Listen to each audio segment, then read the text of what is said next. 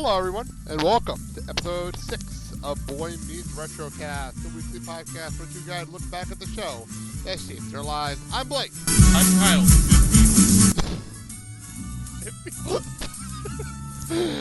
Today's episode, Season 1, Episode 5, Killer Bees, was air date October 22nd, 1993, directed by David Trader, written by Susan Estelle Jansen, new writer for this one, which is always interesting when that happens, as the music fades out in the background. I figured out of the theme song play out this time. So anyway, we're going to try something a little different with synopsis. We're going to go right off what's on Wikipedia, which is interesting, because it's actually pretty short for this one. Kyle, what does Wikipedia say this episode's about? When Cory finds out that the winner of a geography bee will be a bat boy at the World Series, he tries to bribe Minkus into relinquishing his spot in the contest. Well, there you go. We start in the classroom, as seems to be always on this show. Yeah. And Mr. Feeney is teaching geography, and they finally get the very first Minkus. Was it Minkus? It had to be Minkus. Minkus. We finally get our first Minkus line. I was very happy to see it. And the highest score was achieved by... Minkus! Was it achieved by Minkus? Does it go to Minkus? Minkus, right? Mr. Minkus. And Sean just throwing a paper ball at his head, which made me laugh. Ow. Ow. Okay, I have to say something at the beginning of this episode. I love the fact that every joke at the beginning was commented by the end. I appreciated that in this episode. I have to note that right away. So anyway, we started. Of course, Minkus is our A student, as always. No Topanga in this episode, which is weird. That's for the last show. We find out that, according to the school books, East Germany still exists, and the Berlin Wall hasn't come down yet, which is weird. Also, according to that, Hitler is a verily stable veteran of the Great War, and the light bulb is a charming theory. Oh, and there's even a picture of Stonehenge under construction. Alaska and Hawaii will make 5 states one day. It's a great line. There's a volume for the letter Epsilon and a mailing address for Machu Picchu. There is no East Germany anymore. But the textbook says it's right next to West Germany. Yes, well, the textbook also says that Alaska and Hawaii will make fine states someday. I personally liked. When did that happen? Was that during baseball season? What? Seriously? So many baseball references on this pretty good show. It's hysterical. I do admit, Cory did make a valid case about the education system with the books in this school. Yeah. But I also like the point. Why can't it be like all the other subjects? Math, 2 plus 2 is always 4. Science, the Earth always goes around the sun. History, Lincoln always gets shot in the head. Lincoln got off easy. Very, very funny. So this sets up the regional geography tournament, which I completely forgot that this is the point of this episode. I really did. Completely forgot. We had something like that in 8th grade. I very nearly got into it. I actually lucked out of all of the questions up until it was down to me another one, and I completely spaced on the last one. Oh, that's cool. I never happened in my school. Yeah. Ever. That I know of, at least. At least not until high school. Like tryouts for the actual... That's cool. That kind of stuff didn't happen until maybe high school, and then there was just groups for that stuff. You know what I mean? And I was never the nerdy type, so no offense, I'm the same. Neither was I. I lucked out. I will freely admit that. So, and of course, Feeney picked Minkus. Selected Minkus. He selected Minkus. Is it Minkus? So, based on his outstanding scholastic achievement, I have selected as this year's entrant... Minkus! Have you selected Minkus? Mr. Minkus. I really enjoyed that. That made me laugh. I didn't realize that was all the same episode. I really didn't. So the prize for the tournament, for some weird, bizarre reason, is to be the Bat Boy at the World Series that just so happened to be going on this week. And I guess it makes sense because the episode was airing in the last week of October when the World Series would be going on. So I guess that does, for time reasons of the episode, does make sense. I was just trying to figure out the Barry Bonds thing because I didn't even I do want you to look this up real fast. 1993 World Series, just to see if the joke makes sense, because I was very confused by the references to Barry Bonds his entire show. But as I look this up, we'll move on. Didn't you think it was kind of weird though that was the prize on this thing for a educational thing? Oh, sorry, the Phillies were in the World Series when this was going on. Legitimately, they had lost the World Series in 6, and the series actually ended 2 days before this episode aired. It's like offering a complete set of the Encyclopedia Britannica as the prize in a sports trivia contest. Well, there you go. It's exactly the same. I'm just looking here, though. The World Series, Philadelphia was in the World Series, and they lost it to Toronto Blue Jays 2 days before this episode actually aired. So this actually, if according to this, would have either aired the day of or the day after Game 7 if there was a Game 7. So there you go. So they're actually pretty accurate. I have to give them credit. Really? Not only did they lose, they lost to Canada. Yeah, in the World Series. This is when Toronto was a good team. But yeah, I'm intrigued. I did not realize that they're 100% accurate on this. Very nicely done on their part. I did not know this. Very cool. I'm still trying to figure out this Barry Bonds thing, but I'm impressed that the World Series was going on. Hilarious in hindsight now when you realize just how much steroids he was taking.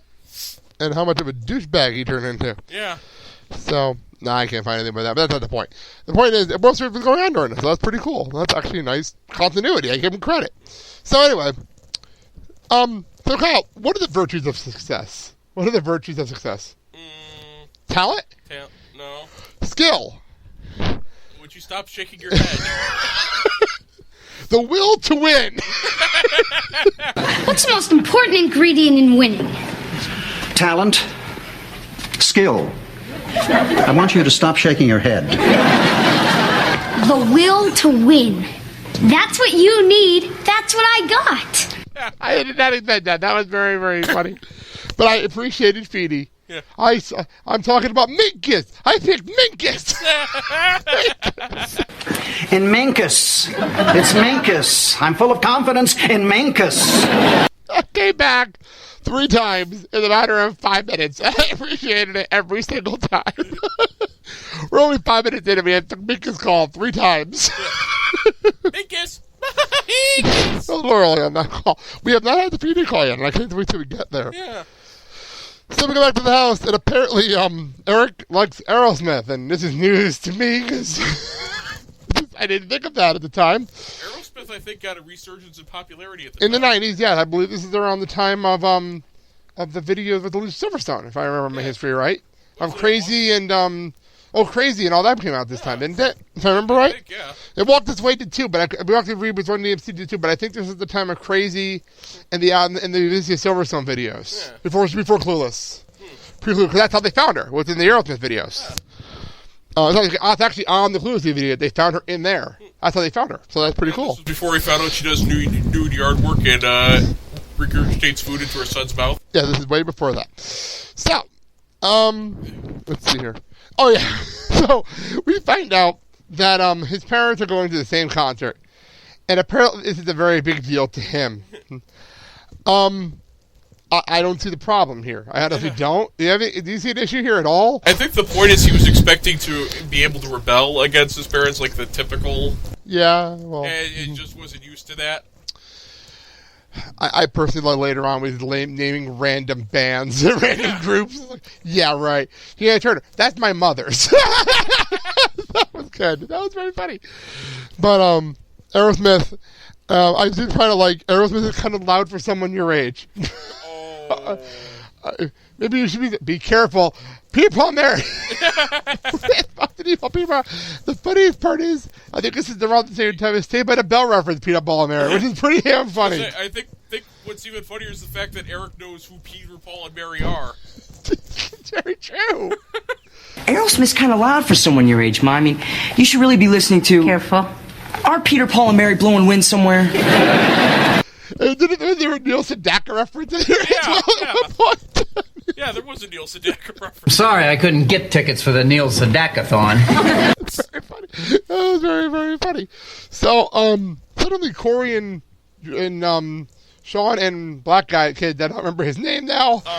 I don't remember his name from 2 episodes ago because it doesn't matter because he's going to disappear after this show anyway. He's going to walk down the hall. Yeah, he's going to disappear after this. And walking with Minkus pretty much almost looked like they just kind of kidnapped him and brought him over to the house. They're root marching him in there. Mom, have you met my good friend Minkus? It's nice to meet you, Minkus. Call my mother. What? He's a little nervous, Mrs. Matthews. We're going to take him upstairs now. 27842. It's the only Minkus in the book. Like, did they kidnap him or something? It's like the next thing you'd be expecting. My parents won't pay the ransom. I personally loved how he's yelling stuff and Cory parents are like, oh, whatever. Like this happens all the time. That was hysterical. Yeah, they just kidnap children and bring them to our house all the time. Well, they're the same age and they're in class, so it doesn't make sense, but it is random. But I love how he yells at his phone number and he only says 5 digits, and then he says, I'm in the book. He chuckled really hard. I think they didn't do a real phone number because of shit that could happen. So they only threw out 27842. I got out of the phone number, which I thought was pretty funny. Which is also NATO's password. Okay. Oh, go on ahead, try it. I dare you. Wow. So, Sean made a very valid point. It means that 1 out of every 4 people is a nerd. So when you look around this room and you don't see one, you're it. Which I thought was pretty funny in that room at that moment. And apparently we learned during all this that Minky seems to like wedgies. Which is weird. Which is just weird. And wrong. Yes. You'd like everyone pulling your underwear up your butt all the time? It's not so bad. I did make a note here. Random black kid is back North Topanga. I did write that down. For the loading, I do take notes when we're watching the show. I don't mind that. And our reactions were, I could have gone my whole life without hearing that. For those wondering, I do take notes as we're watching the show, so I did some of these random thoughts come from my notes. So we're back to Eric and the whole situation. Oh, wait. We're back to that second. Minkus, Sean tries to convince him to be more normal. Am I right? That's what I'm talking about? Want to explain this whole sequence to everybody? I didn't take any notes because I was watching the scene. Cory wants to take Minkus' spot in the geography bee, so they offer to help him to act more like a normal kid. Because let's be honest, normal kids really do not enjoy geography. Nope. Geography and wedgies and all that other fun stuff. Yeah. So yeah, they offer to teach him to be normal. He goes, so why should I give up? Give up because you're not really offering me anything in return. Sure. When we play bombardment, we won't throw the balls at your head. Deal. What the fun if we can't throw balls in his head? That might have been the funniest thing they could say in the 3 episodes he was in. That was the funniest thing. So we get back to Eric. And we'll get back to Minkus in a minute because we do have more about him in a minute. Back to Eric, and I did appreciate that in Massacre Garden 1978, Amy was happened to be pregnant with Eric, which I thought was pretty funny. This is not your first Aerosmith concert. Massacre Garden 1978. I'm like, of course. That's a good joke. That's a very good joke. I like that one. Because my sister can say the same thing about Sammy, that she's been to Disney World already because she was pregnant at the time when we went. So there you go. Back to Minkus, talking to Feeney about dropping out of the geography thing. I wrote it down up here, sorry. Yeah, regional geography tournament. There it is. I wrote it up here. Stuart Minkus, regular guy. I just don't feel that the geography tournament fits in with my new image. And what, pray tell, would that image be? Stuart Minkus, regular guy. Mr. Minkus, I have always thought of you as exceptional. Now, why would you suddenly settle for regular? Read average, read mediocre. Because exceptional people get bombardment balls thrown at their heads. And regular guys do the throwing. What the hell?